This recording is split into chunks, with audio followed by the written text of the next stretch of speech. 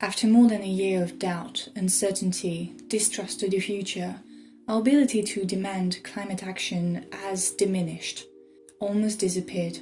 Striking wasn't an option anymore. Politicians were concerned with more urgent matters, and on the other hand, people thought that the pandemic would make us realize that we have to live in harmony with nature, and that we would collectively learn from our mistakes and finally, fully, work on building a better future, together.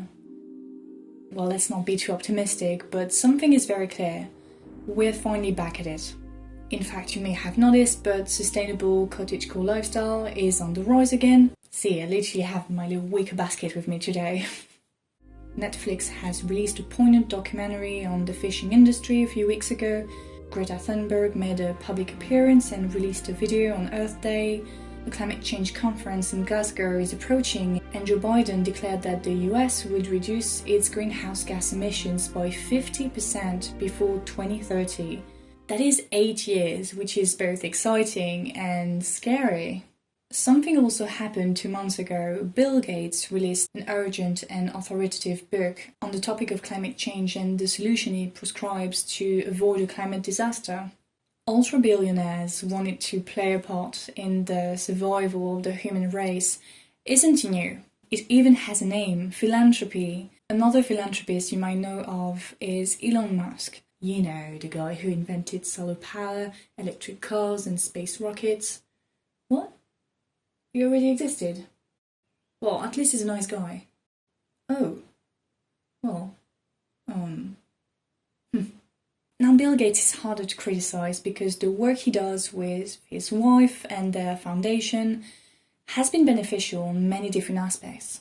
He's concerned about saving the planet and making sure people aren't poor, that they're healthy, and it really contrasts with Elon Musk's projects, which aren't really tangible and will primarily benefit a very small portion of the population, namely his billionaire friends.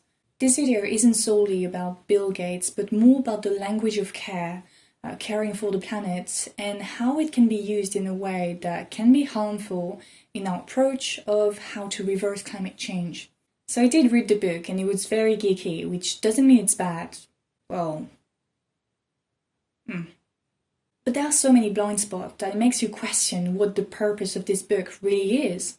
I think it's really important to talk about that because this guy, Bill Gates, is really powerful, and what he plans to do or plans not to do will definitely affect us. So is he on our side or not? There are 3 consistent elements of Bill Gates' rhetoric that I would like to discuss and criticize with you.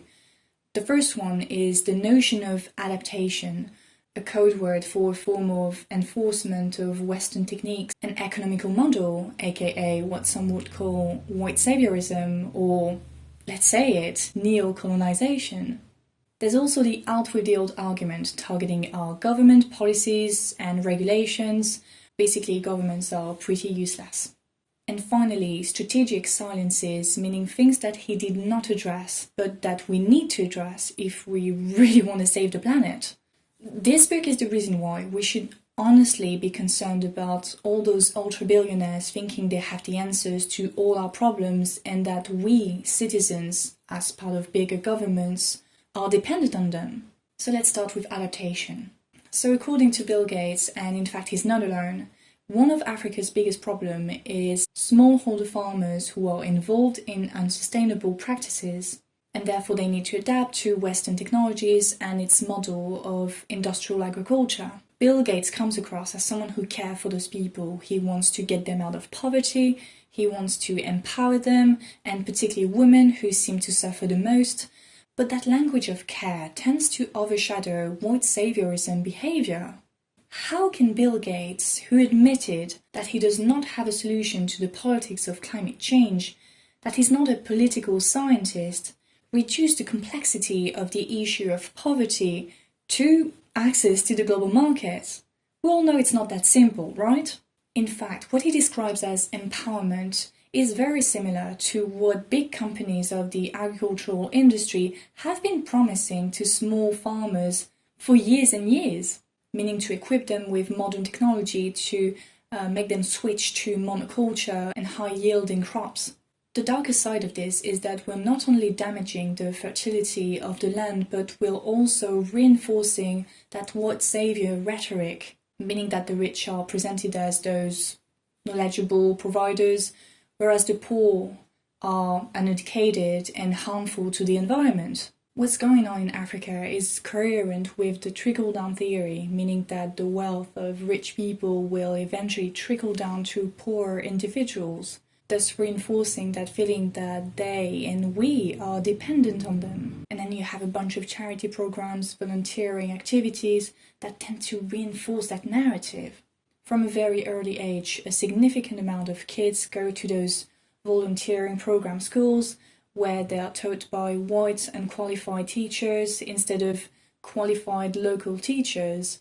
And what happens at a small scale is very similar to Bill Gates, the computer scientist, teaching small farmers how to do their job, a job they've been doing for generations. And on top of that, he tells them that they're unsustainable. But my question is, how did we get to that point where it seems that Bill Gates is our only chance to avoid a climate disaster? Pretty much the same thing as Elon Musk is our only chance to survive an apocalypse. While something the trickle-down theory advocates for is deregulation, among that less taxes on the rich.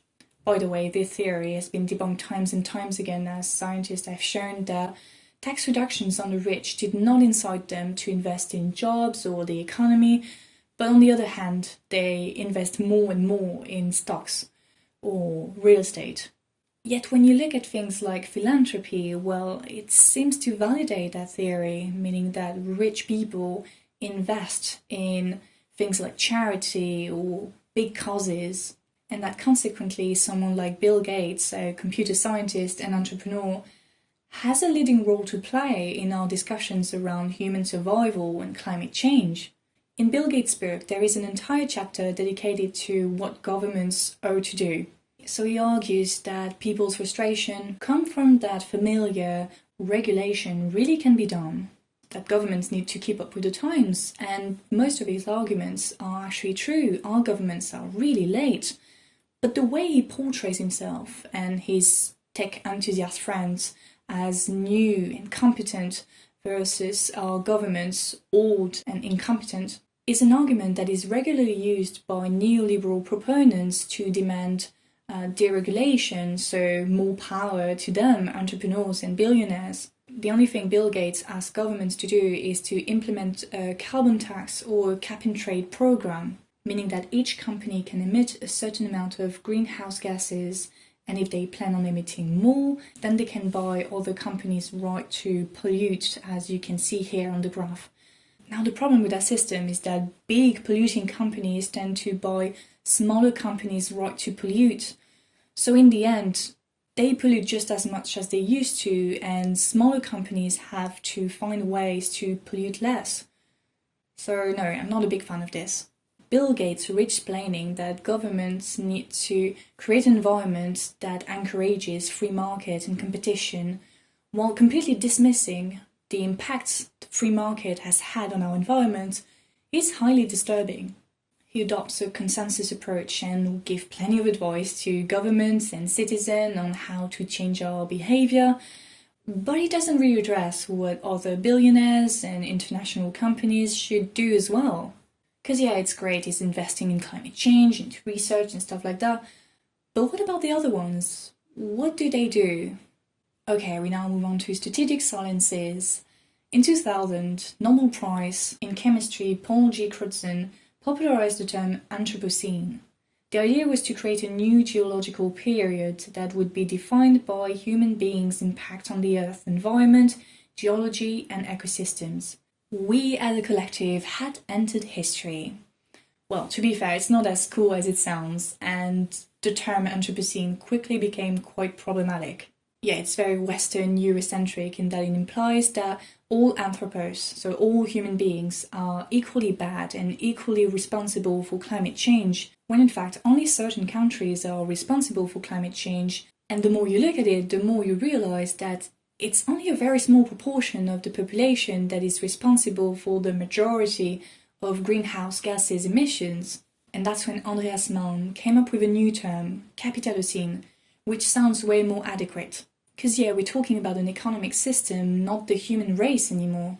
Now you won't see Bill Gates talking about the Capitalocene, first because this term is not very much widespread, and second because it goes against what he wants to sell with his book, namely that our economic system, or an even more deregulated version of that system, is the solution to the climate disaster. So everything is connected actually, empowering the small farmers to make them join the commodity market, decreasing government regulations. This book is literally a neoliberal manifesto, and if you think I'm exaggerating, well, let me give you one last example. You know, we talked earlier about empowering small farmers in Africa, etc. Well, actually, there is one way to empower them, which for me means that you give them the technology to become independent without expecting them to give something in return, so to give up their land, give up their lifestyle for Western exploitation. And that thing that can empower them, and is actually empowering them at the moment, is solar energy, something that isn't really discussed in Bill Gates' book, and is yet one of the most promising renewable energy that we have today. As London's Carbon Tracker initiative explained last year, building new sun and wind power facilities is already, or soon will be, cheaper than operating existing coal-fired power. Companies like Mcopa have started to invest in Africa and sell solar light and power products that owners pay for a few months and years before they own it completely. And weirdly, that's not something Bill Gates wants to talk about. So yeah, the notion of care, caring for the environment, caring for the planet, is something that connects us. And it really, really bothers me to see that this has been corrupted for economical or political interests. We really need to reclaim that, because caring for the environment isn't about writing a book explaining to a primarily Western audience that African farmers are unsustainable, or geeking about new climate-friendly technologies while completely forgetting to elaborate on the most obvious one, solar power. And it's not about brainwashing us with cute ad campaigns or supporting depopulation. No. Caring about the environment is about voting for the right people, protesting, engaging in discussions around that topic, living a more sustainable life. The next global climate conference takes place in November and will be very active before, during and after the event, online or in the streets, to demand climate action and keep our leaders and big companies accountable.